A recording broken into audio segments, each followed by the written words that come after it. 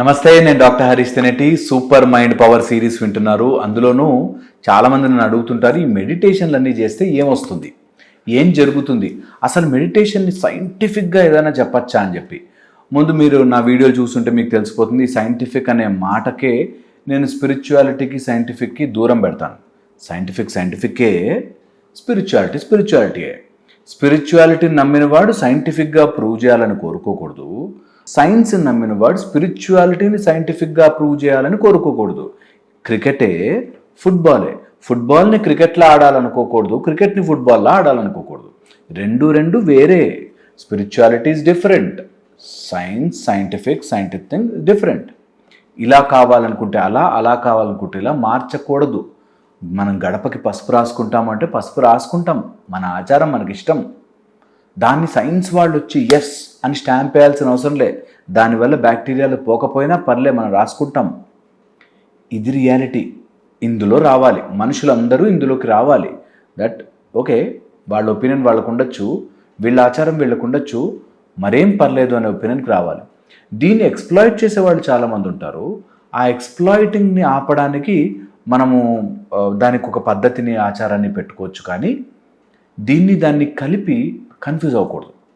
So ఎవరైనా సైంటిఫిక్గా స్పిరిచువాలిటీని explain చేస్తాం, స్పిరిచువాలిటీగా సైంటిఫిక్ చెప్తున్నామంటే అంతా ఎక్కడో డిఫరెన్స్ వస్తుంది. అందులో నన్ను కలిసేవాళ్ళు చాలామంది చెప్తుంటారు, మీరు సైన్స్ని స్పిరిచువాలిటీని కలిపి చెప్తారు కదా, భలే చెప్తారండి. నేను ఎప్పుడు కలపలే. అదే ఇదే. సైన్స్ ప్రూవ్ చేయాల్సిన పనే లేదు స్పిరిచువాలిటీని సైన్స్ అర్థం చేసుకోవాల్సిన పనే లేదు. ఆ రెండు ఆర్ డిఫరెంట్. ఇది అబ్సల్యూట్లీ స్పిరిచువాలిటీ అంటేనే ఆత్మ సాక్షాత్కారానికి, ఆత్మకి, మానసిక లోకానికి సంబంధించినది. అండ్ సైన్స్ అనేది మెటీరియలిస్టిక్. నీకు కనిపించాలి, వినిపించాలి, చూడాలి, తెలియాలి. నాకు అది రిపీటబుల్గా ప్రొసీజర్.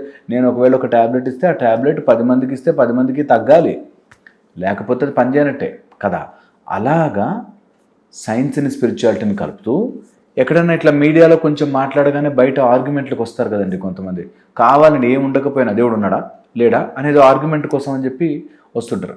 అలాంటి ఒక అతను మాట్లాడి సరే ఈ పర్సన్ అయితే జెన్యూన్గానే ఉన్నట్టున్నాడు అనే మైండ్ సెట్లోకి వచ్చి అక్కడి నుంచి మొదలుపెట్టాడు. సరే ఇప్పుడు ఈ మెడిటేషన్ చేస్తే ఏమొస్తుంది కదా. నేను ఒక బ్యూటిఫుల్ కాన్సెప్ట్ చెప్తాను, మీకు ఇంట్రెస్ట్ ఉంటే కొంచెం డీటెయిల్డ్గా కొద్దిగా జాగ్రత్తగా వినండి. దట్ విల్ గివ్ యూ ఒక కంప్లీట్ ఐడియా అనమాట. మెడిటేషన్ చేస్తున్నప్పుడు మనము సపోజిడ్లీ సూపర్ మైండ్ పవర్లో నేను మీకు ఒక బ్యూటిఫుల్ 3 phase మెడిటేషన్ నేర్పిస్తా. 3 phases అంటే ఇంద్రియాలు దాటి లోపలికి మనం ఒక టైప్ ఆఫ్ రెస్టింగ్ ఫేజ్లోకి వెళ్ళి దాని నుంచి డీప్ రెస్టింగ్ ఫేజ్లోకి. ఇది ఇప్పుడు ఈ రోజుల్లో non sleep deep rest, NSDR అంటారు. ఎప్పుడైనా సరే మనం నాన్ స్లీప్ అంటే నిద్రపోయి నిద్రమొద్దులో ఉండడం కాదు, non sleep but body is in deep resting position, healing ఫాస్ట్గా అవుతుంది అంటారు. ఇది సైన్స్ ప్రూవ్ చేస్తోంది ఇప్పుడు. బట్ ఎప్పటి నుంచో మనకి మెడిటేషను, యోగము అని చెప్తూ వచ్చారు. ఈ రెండు ఇప్పుడు కంపేర్ చేయాలా అంటే చేసుకుంటే చేసుకోవచ్చు, బట్ కంపేర్ చేయకపోయినా రిజల్టే. అక్కడ వస్తుంది ఫండమెంటల్ పాయింట్ ఏంటంటే, నేను భగవంతుడి ముందుకు వెళ్ళి ఒక గుడికి వెళ్ళి దండం పెట్టుకుని, భగవంతుడా నాకు ఈ జాబ్ రావాలి అని దండం పెట్టుకున్నా. నీ ఎఫర్ట్ భగవంతుడికి నచ్చింది, నువ్వు సిన్సియర్గానే ఉన్నావు, నీ ఎఫర్ట్ పెడుతున్నావు, భగవంతుడి కృపతో నీకు జాబ్ వచ్చిందనుకో, అది ఎలా ప్రూవ్ చేస్తావు? భగవంతుడే నీకు ఇప్పించాడు జాబ్ అని కదా. బట్ మనకి తెలుస్తుంది లోపల, ఆ రోజు చాలామందికి ఆపర్చునిటీ ఉండే, చాలా chance that anyone can get, నాకు వచ్చింది అంటే ఎక్కడో భగవంతుడి ప్రేరేపణ ఉంది అని తెలిసిన తర్వాత ప్రూఫ్ అవసరంలే కదా. అలాగే ఈ non sleep deep rest, NSDR అంటారు. ఇది కూడా ఇప్పుడు బాగా పాపులర్ అవుతుంది. దాన్ని మెడిటేటివ్ జోన్లోకి వెళితే ఇంకా బాగుంటుంది. మన వాళ్ళు ఎప్పుడో చెప్పారు, ఇప్పుడు కాదు. మా గురువు గారి టైంలో కూడా, అంటే మా గురువు గారు అంటే ఒక 150-200 years బ్యాక్ ఈ పాయింట్ నేర్పించారు. ఏ స్థితిలో ఉన్నా సరే you do a meditative living where నీ శరీరంలో ప్రతి కణము, నీ శరీరంలో ప్రతి మైండ్ సెట్ సెటిల్ అయి ఉండాలి. నీకు కావాల్సినప్పుడు బయటకు రావాలి, లేకపోతే లోపలికి వెళ్ళి ఉండాలి. నిజంగా మన మైండ్ అలా చెయ్యగలదు. మన మైండ్లో ఇప్పుడు కూడా మీరు ఇప్పుడు టెన్షన్ ఏదైనా పడుతున్నారా? ఇప్పుడు మీరు టెన్షన్ పడుతుంటే ఆ ఒక్క ఆస్పెక్టే బయటకు వచ్చింది, అదే ఆలోచిస్తున్నారు. అది కాక మీకు కొన్ని వేల లక్షల కోట్ల ఆలోచనలు ఉన్నాయి, కానీ మీకు కావాల్సింది మిమ్మల్ని టెన్షన్ పెట్టే ఆలోచనే బయటకు వచ్చింది కదా. అలాగే మీ లైఫ్లో బోలెడన్ని ఆలోచనలు వస్తాయి, బోలెడన్ని స్ట్రెస్ ఫ్యాక్టర్స్ వస్తాయి. అన్నిటినీ సమపరిచి నాన్ స్లీప్ డీప్ రెస్ట్ అనే స్టేజ్కి మీరు వెళ్ళగలిగితే, మీ శరీరాన్ని బై హ్యాక్ దాన్ని తీసుకెళ్ళగలిగితే, ఒక మెథడ్లో దాన్ని తీసుకురాగలిగితే, మీరు ఎప్పుడు స్ట్రెస్ పడుతున్నా, ఎప్పుడు యాంగ్జైటీ ఫీల్ అవుతున్నా, ఎప్పుడు టెన్షన్ ఫీల్ అవుతున్నా, just get your body in to that non sleep deep rest phase. కొంతమంది పడుకుని యోగ నిద్రలాగా చేస్తారు. నేను పడుకుని యోగ నిద్ర కూడా అవసరం లేదు. ఎక్కడ ఏ సిచ్యువేషన్లో ఉన్నా ఆ సిచ్యువేషన్ నువ్వు ఆలోచిస్తే కదా భయం. ఆ సిచ్యువేషన్ గురించి నువ్వు టెన్షన్ పడాలి అనుకుంటే కదా భయం. అది పక్కన పెట్టి ఏదైనా నచ్చింది ఆలోచించు. అది ఆలోచించక ఎప్పుడైనా థాట్ వచ్చిందనుకో, ఇప్పుడు టైం లేదు నాకు, నేను చాలా ఇంపార్టెంట్ విషయాలు ఆలోచిస్తాను. మనమందరం చేస్తాం ఆ పని. ఎన్ని స్ట్రెస్ ఉన్నా టీవీ పెట్టగానే ఆలోచిస్తాం, ఫోన్ చూడగానే అన్నీ మర్చిపోతాం. ఎందుకు రీల్స్ ఇవన్నీ ఎడిక్ట్ ఎందుకు అవుతున్నాం అనుకున్నారు? మన మైండ్లోకి ఇంకేది రాకుండా అది ఉండేసరికి మైండ్ చాలా ఫ్రీ అయిపోయినట్టు ఉంటుంది.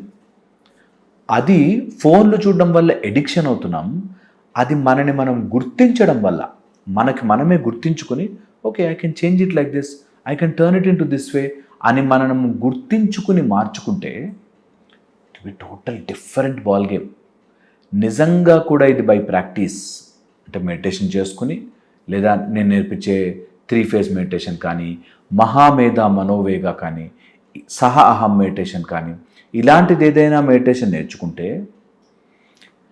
Internally so many things level out అయిపోతాయి. మన లోపల ఉండే కెమికల్స్, న్యూరాలజీ, తర్వాత మన లోపల ఉండే హార్మోన్స్, తర్వాత మనకి వస్తున్న వేరియస్ టైప్స్ ఆఫ్ భయాలు, anxiety, heart rate, the primary data, the basil ganglion, ఇలా అన్నిటినీ మనం సెట్ చేసుకోవచ్చు. ఇది పాసిబులా? Absolutely possible. చేశారు చాలామంది. మరి మనందరికీ ఎందుకు పాసిబుల్ కావట్లేదు? ఎందుకు కావట్లేదంటే దాని మీద కొన్ని రోజులు సాధన చెయ్యరు. ఇదొక problem. Next, non sleep deep rest, అంటే నిద్రపోవట్లేదు కానీ మైండ్ ఒక డీప్ రెస్ట్లో ఉంది, ఏ అలజడి లేకుండా అలా డీప్గా రెస్ట్లో ఉంది అని మనం ఎలా తెలుసుకోవచ్చు అంటే, ఎలా సాధించవచ్చు అంటే, అబ్సల్యూట్లీ ఇతరుల ప్రాబ్లం గురించి మనం ఆలోచించకుండా ఉంటే సరిపోతుంది. చాలామంది నా దగ్గరికి వచ్చిన వాళ్ళు వాళ్ళ ఓన్ ప్రాబ్లం ఉండదు, ఇతరుల ప్రాబ్లం గురించి ఉంటుంది. మళ్ళీ చెప్తానన్నమాట, మీ జీవితంలో మీ ప్రాబ్లమ్స్ తక్కువ, ఇతరుల ప్రాబ్లమ్స్ మీ నెత్తి మీద వేసుకోవడం ఎక్కువ. ఫర్ ఎగ్జాంపుల్, ఆఫీస్లో ఒకడు రూడ్గా బిహేవ్ చేశాడు. వాడు ఎందుకు రూడ్గా ఉంటున్నాడు? వాళ్ళ తల్లిదండ్రులు వాడిని అలాగే పెంచారా?